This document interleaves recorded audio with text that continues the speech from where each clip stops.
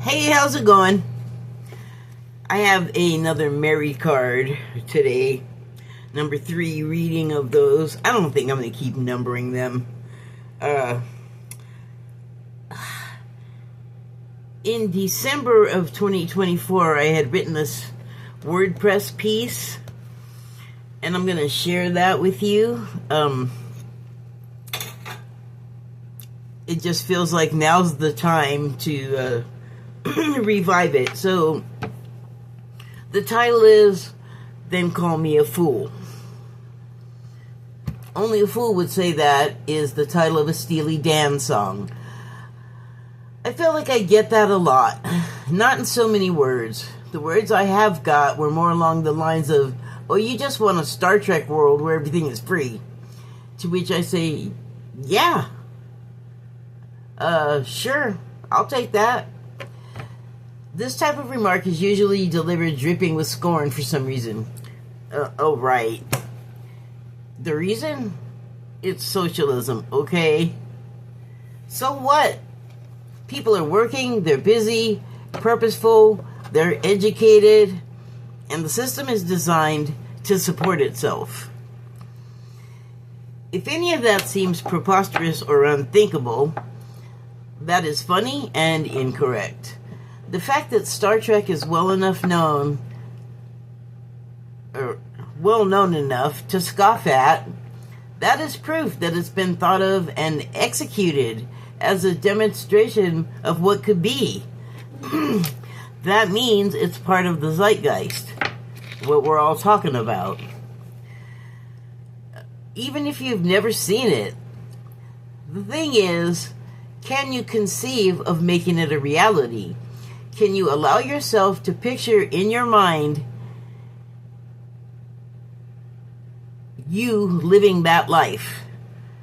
To all appearances, there's rarely a dull day in Starfleet. Can we let ourselves imagine ourselves there in that world? If you can and do, then boom. That's a step taken in the direction of making it a reality. Not that you're expected to construct it. It's probably enough to be open to the idea. If one can go from being a skeptic to a participant, even better.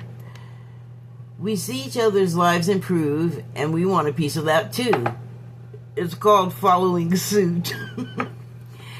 It just seems unnecessarily harsh to say only a fool would say that. It's hurtful, especially when one's only trying to help and knows that people's minds tend to allow themselves to look with greater openness if someone else looks like they're doing well. Wink. What if things were better for us? For you? Feel free to offer your own presentation. Seriously, if someone has any other ideas, step up. No need to wait for an invitation. Get started. It's amazing what doing that will set in motion, even if the idea doesn't... Get out of there. Even if the idea doesn't take hold, and it is a start. Oh, 1 second. And join the club.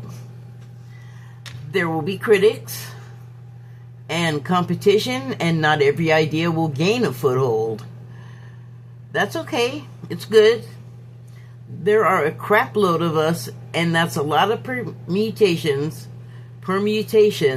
to exhaust before enough of us will be satisfied enough to reach a consensus. In the song, the scenarios in the verses are stories of people who sound like their lives are not entirely to their liking. But they are tired, they're burned out, and uninspired to see any image other than that of their daily life and no more. They ain't got room for that. They only need a bit of help to remove them from their malaise. A gentle reminder that this is not all there is.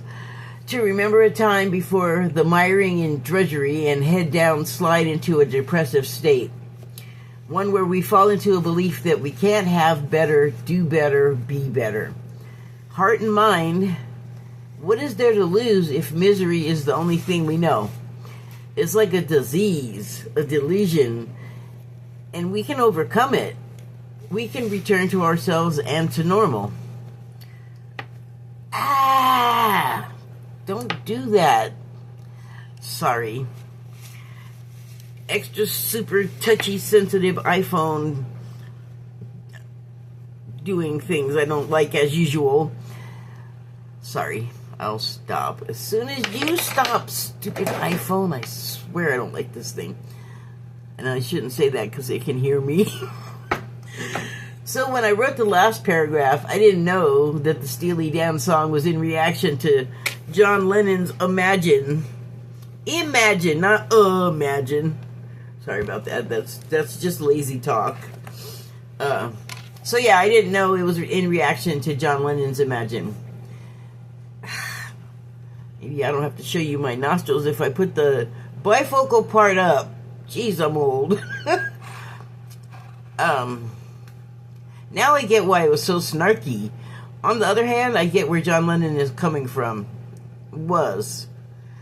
I wasn't saying what people were saying in reaction to what I said, what I came back with. That was an angrily stated remark about how everybody can't just be friends.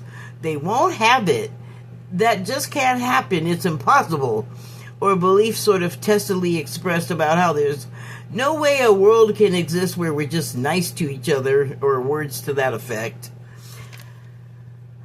What I did say in all of was, God, one moment, I gotta edit. No, I don't have to edit, I just have to read good. What I did say was, in all of these situations we find in the world today, as has happened in the past, they come to an end. Somebody always has to start. There's always someone that is going to finally be at the end of their rope and put down the sword or gun or whatever it is they don't want to continue with the violent action and war. Or they don't want to accept slavery any longer. Whatever it is there seems to be always some kind of unjust situation that goes on for a really long time and then does what? Come to an end. Endings always begin with a catalyst, and it's usually due to a person having said or done something that inspires the rest of the population to join them in rebellion, and that's how change happens. It's a way change happens, I guess, but yeah. It doesn't matter to me if you can't believe it or picture it. That could change. People's minds change on a dime. There's historical evidence to prove the fact. I will cite an example. East Germany. The ending. So, that piece, you know who else didn't know that it was based on John Lennon's Imagine? Another fan of Steely Dan, like a really,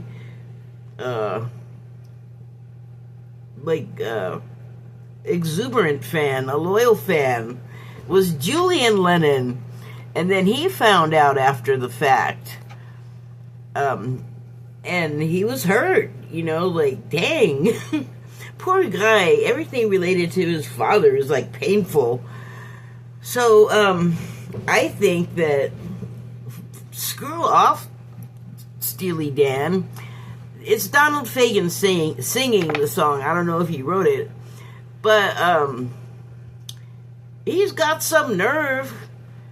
He in the song, in the Steely Dan song, he refers to somebody in a white Stetson hat. And I don't know if you realize this, but those are not cheap. And it seemed to me like a dig at, like, somebody having money, having a lot of nerve to even suggest what he's suggesting in the song Imagine. But the thing I don't think Donald Fagen really, like, took into consideration, I think he seriously had a reaction, and apologies, but I'm gonna guess that he was whacked up on the cocaine at the time because he's not a dumb guy. Like, why would you just reach out of your butt and pull that out? Reach into your butt and pull that out and say it. He's like all indignant. Like, you're rich. What do you know about, poor people's problems? Well, what he knows about it is that he grew up in Liverpool, and at the time, the years that he grew up in, it was really rough there. I mean, he is not like royalty. That is like a working dude. All of the Beatles, like Ringo was very sick, and I just instinctively feel like it was from inhaling way too much coal smoke and particles and crap, and they probably all had it. I mean, there was a breathing technique that Liverpudlians will know so that they're not, like, I guess, clogging up their nose, and it's like self-preventative circular breathing, like a horn player, but you're just doing it so you can get enough oxygen out of the air with all of the junk in it. And so I would say he knows poverty quite well. He knows probably all of the pangs associated with it. And it may not have been a thing like worrying about a lack situation and what they don't have.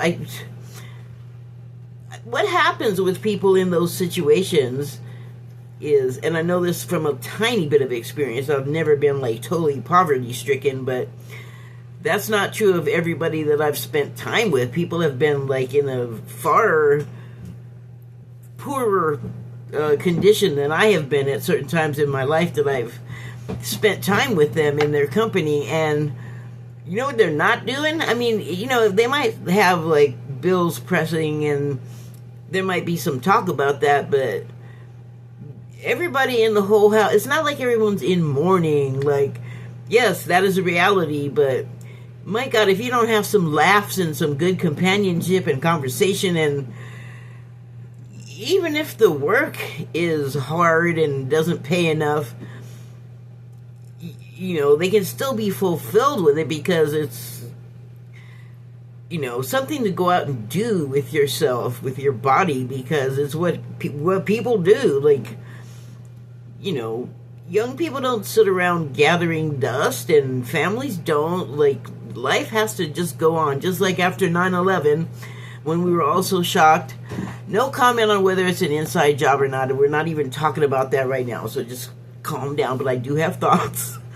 But, I just thought, wow, like, dude, Steely Dan, that just sucked. Like, why'd you come at him like that? I suspect there's more underlying that he wrote a whole song about it. I mean, really? I mean, it's kind of very revealing about Fagan. Or like I said, he sings it. I don't know if he wrote it. And I don't know who is the primary lyric writer in that group. I think that they do like a real interchangeable kind of thing, and they have lots of contractors. But I think he's the lyricist for like a lot of the stuff. And I don't know if you've listened to that stuff, but that dude was like whacked up on drugs, and a bunch of the songs are just like regaling booze, and then he also was like at the beginning, especially. Thank God he grew out of it, but he could shut up about college. Like, it comes up in a number of songs. And then My Old School, well, that's what he's talking about, and Chasing Women, and I'm like, no offense, I'm not a paragon myself, but bro, who do you think you are? Like, where do you get off? It sounds like he came from a little bit more of a comfortable life than like John Lennon did in Liverpool. And so, I don't know, I guess I'm just like taking the Lennon's point of view, but I thought that way before I even heard the song and before I knew like all of what I just said about it. I guess the point of all that is to say, like, don't judge a book by its cover, or don't just make assumptions based on a little tiny bit of information that's completely out of context. And also, by the way, get in front of the mirror and check yourself if you're going to be out there coming down on people in that way, like writing a whole song about them. That's quite a statement. You know, like, that's a lot of money spent to just say something that you were irritated about. You know what I'm saying? That's why I think there was something else underlying. And then I didn't get to this, but the reason why I mentioned all of those things that I noticed about the Steely Dan songs that I kind of attribute to Donald Fagen, and I have a reason for that based on what he is saying, especially when it pertains to the chasing of the women. I think the man had a little bit of some insecurity issues because he was always hungry, thirsty. I think he's still alive. I'm pretty sure he is. So, bro, I'm sorry. I'm just making an assessment based on my observations. Please don't take it like a personal affront, but you might. I mean, and I would understand it, but I'm just making an examination. You know, I'm not trying to, like, cast aspersions or blame on anyone. I mean, John Lennon had his issues too, like, aside from all of this stuff, like I briefly touched upon I guess lack of relationship that he had with his oldest son, and kind of poured all of his love and attention into the other son, and that's got a sting, like, but there's a history there. So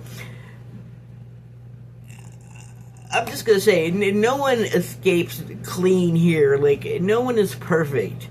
No one is perfect anywhere, and that's kind of like the joy of being human, because we get to be all of these different people, all of these archetypes, and then it really is kind of for the benefit of everybody else looking on, because we provide examples for each other. We give each other things to think about, things to get mad about, things to do with ourselves, like some human activities. So, here I want to read you the Mary card. It's the number 47, which is 11 if you do the numerology. And, excuse me. Here, you want to look at it? They all look the same. They're not, they're not picture cards.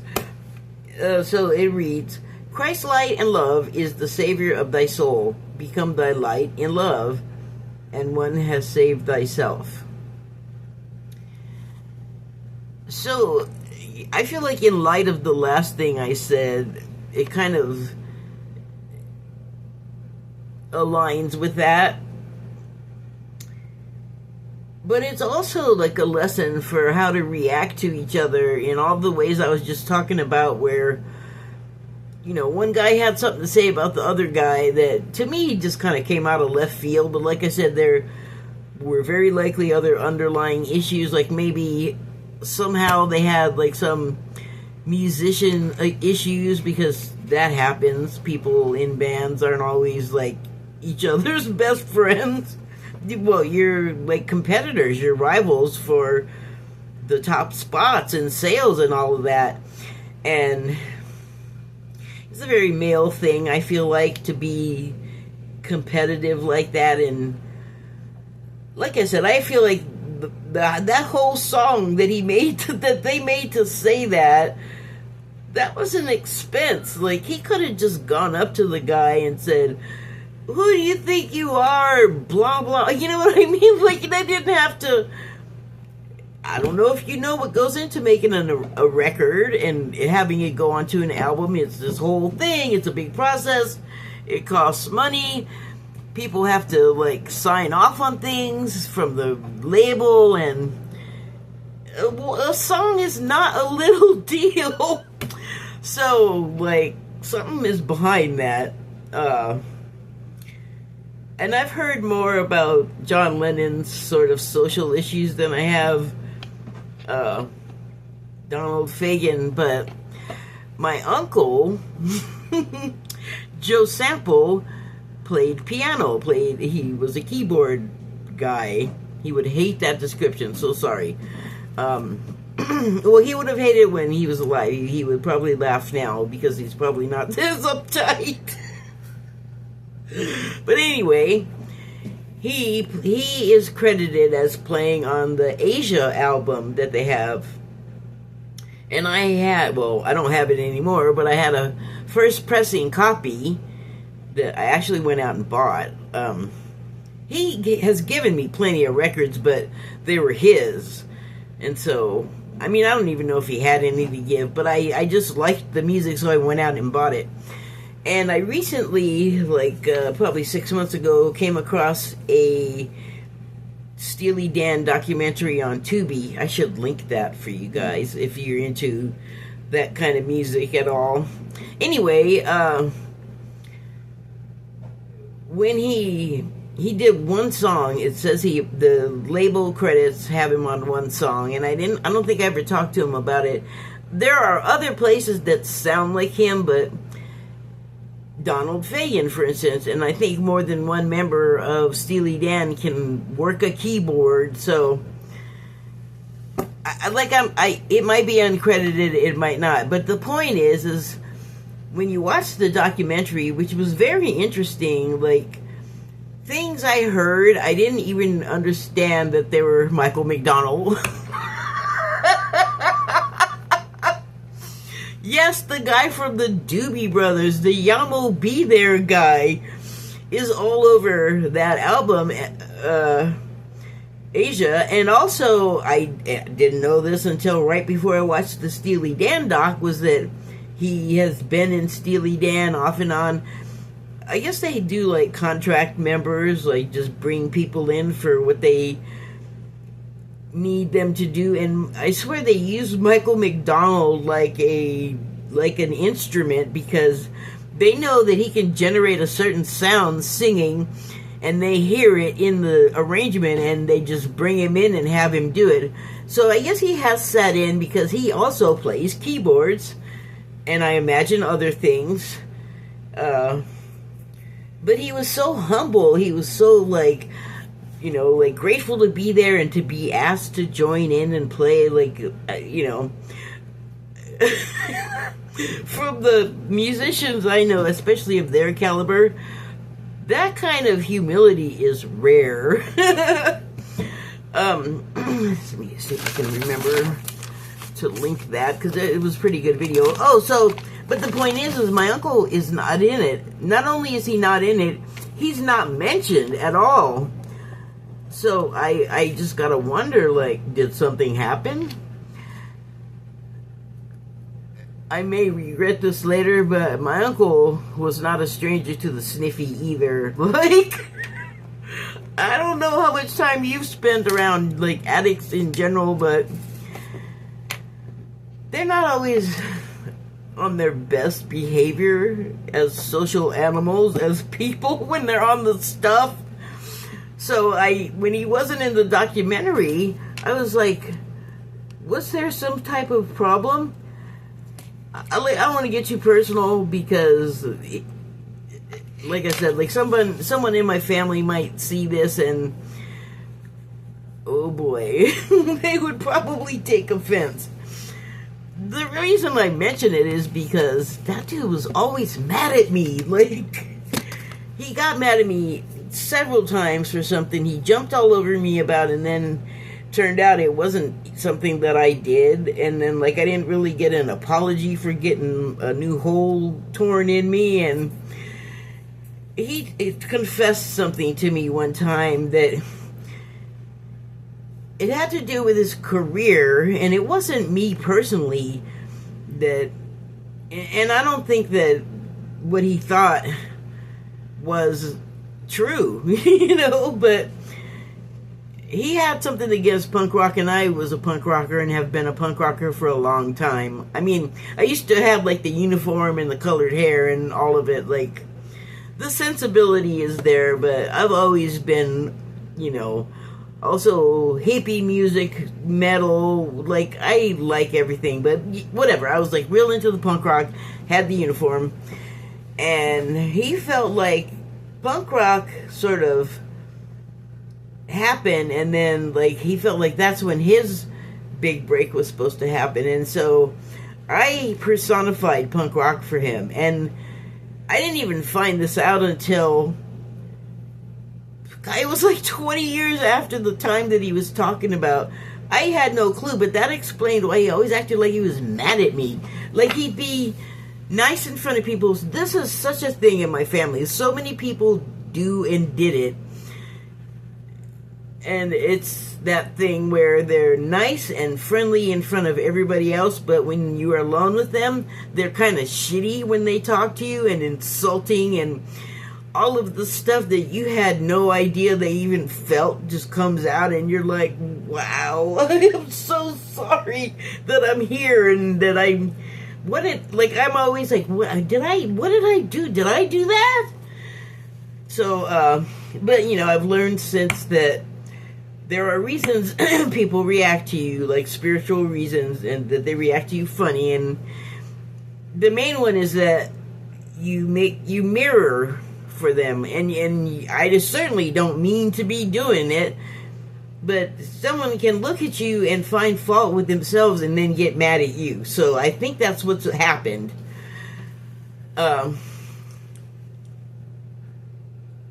That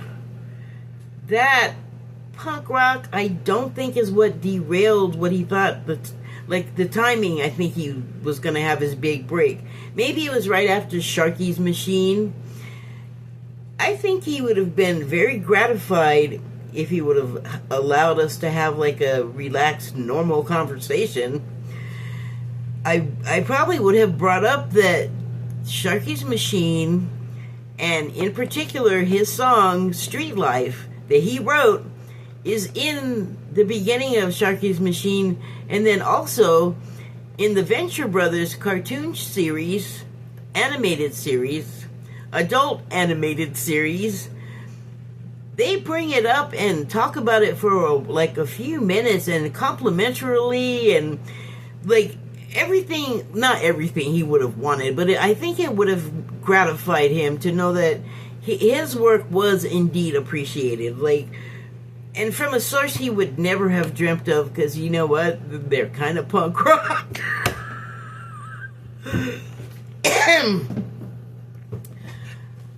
We get funny ideas in our head about, like, what is, well, we want things to be a certain way, and then it kind of, like, makes it impossible for us to see that we could have more of what we want if we weren't in some kind of way resistant to it. Like, I bet if he would have stopped blaming me and punk rock and just removed that, like, rotten filament from his core, his career would have probably done better. You know, like, you can't just blame people for stuff in your life, especially if they didn't do it, especially if you're the responsible party and he didn't do anything wrong. I guess it just wasn't meant to happen. I guess it was in his life plan to be moderately successful and continually disappointed. Not everyone is guaranteed to become rich and famous at their chosen profession. No matter how serious you are and how much work you put into it, there's a lot of excellent unknowns out there. So he did better than a lot of people.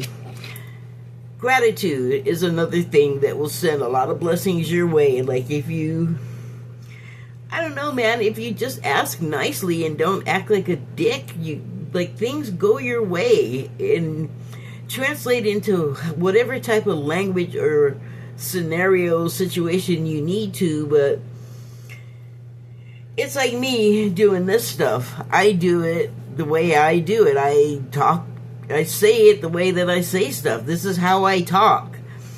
Other people do this stuff and, you know, they'll use like a more classical language, or a language that you'll hear in some channeled messages more. Like, the language on these cards is pretty antiquated, but Kalina said she just translated it directly. Like, that's the way Mary talks.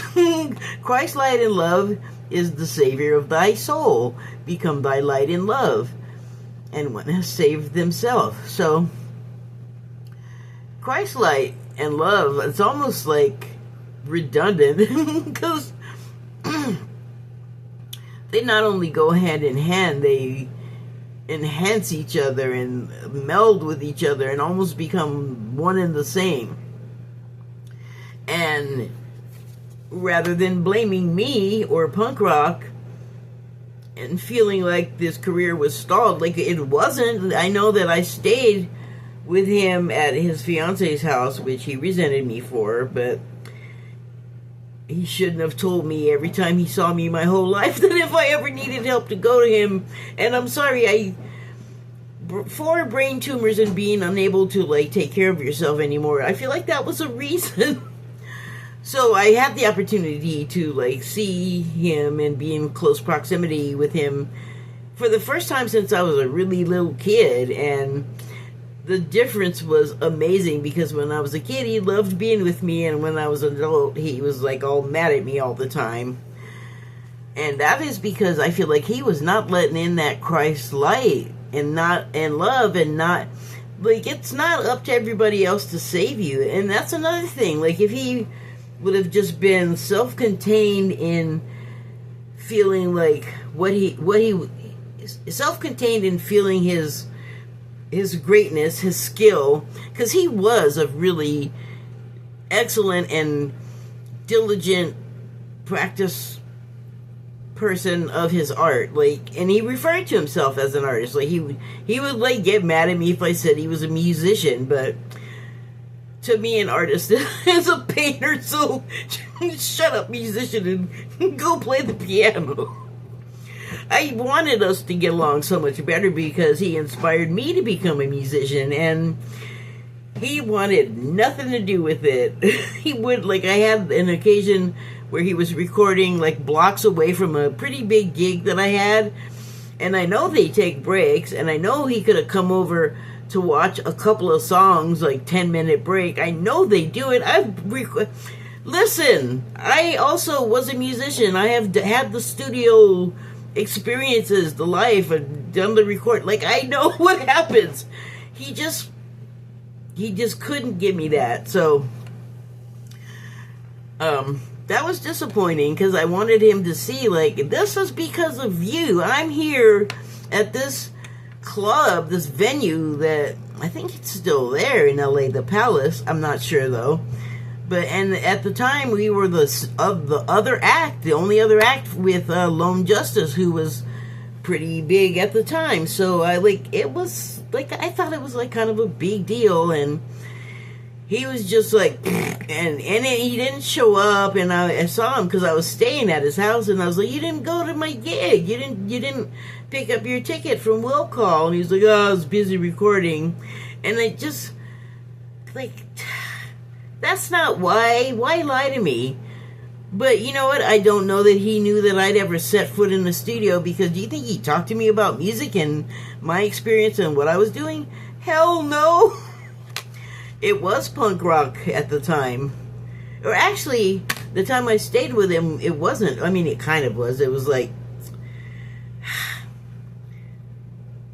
there was a wave briefly in Hollywood. I guess it comes and goes. And there was sort of a country-ish punk thing I was doing at that gig. So otherwise we would not have been playing with Lone Justice, who were just country. But like new country, outlaw country maybe. This was before outlaw country, but country rock, I think. Anyway, I just would have been over the moon if he would have come, and I would have hoped that I could express to him that it was my being inspired by him that got me to that height, you know, and to that place. And my other band, my first one, I mean, we got all the way into the LA Times. We had like a few pages in the entertainment section with pictures and article. A few pages. That is an accomplishment for a 15-year-old, 14-year-old, and 11-year-old. And he didn't want nothing to do with it. And I was like, dang. And I kept trying, but sorry, pouring out my guts. Spending a lot of time. Become thy light and love, and one has saved thyself. Drop the resentment. Drop the envy, the jealousy. Because other people are not the problem. You make the decisions.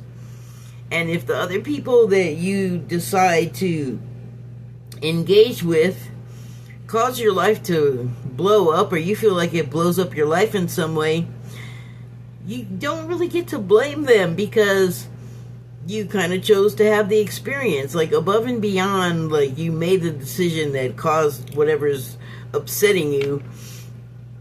You made the decision to have the experience of having the resentment and having something upset you, so that you could become thy light and love and save yourself. Lose the resentment. You notice they don't say, become the light of love with all of the people that you're currently blaming. You want to do that. You want to stop blaming those people and forgive them, forgive yourself, love you more, love you bigger, and don't worry about that kind of thing with them so much. Please and satisfy yourself first, because you know who's going to do it closest to the way you want it done? You. And then when you're all fulfilled and confident, and no matter what anybody else says or does, when you are secure in yourself that what you're saying and doing is worthy, however you measure that, then one has saved thyself.